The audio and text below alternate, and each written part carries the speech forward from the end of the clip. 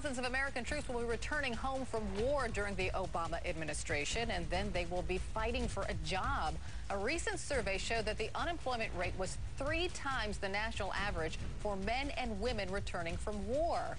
Here's CNN's Chris Lawrence with today's memo to the president.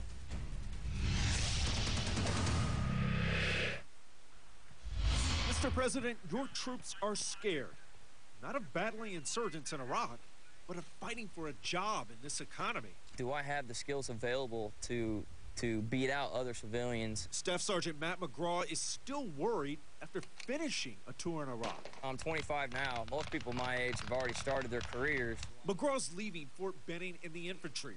He says companies used to go out of their way to hire veterans, but that was before all the layoffs and cutbacks. Nowadays, it doesn't seem like that so much. Nowadays, it seems they're more prone to, hire whoever's going to get them that productivity.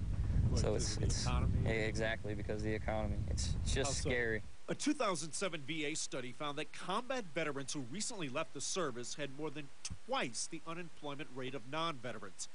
So troops are re-enlisting, and the Pentagon says all branches met or exceeded their recruiting goals last month. Keep the weapon out front of you. Staff Sergeant Mike LeMaster's just re-up for another reserve deployment, rather than go back to what he really wanted, running his own one-man trucking company.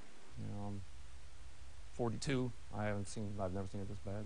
The job market is better for vets with skills defense contractors covet, but how do other troops convince companies that what they learned here ready up? You'll fire 2 rounds to the body, 1 to the head. applies in the office? We're not trained as infantrymen to be marketers, let alone market ourselves. Drill Sergeant Chad Sowash helps run Bet Central, one of several groups that matches veterans with jobs. They're picking up the slack from federal programs eliminated under the current administration, like America's Job Bank.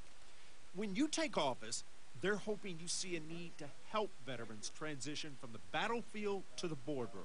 One of the things I would like to see is some programs to help them better understand what they have to give back to these Fortune 500 companies. Repeatedly during the campaign, President-elect Obama promised to bring troops home from a war in Iraq. A lot of them are now wondering whether peace includes at least the chance of landing a good job. Chris Lawrence, CNN, Fort Benning, Georgia.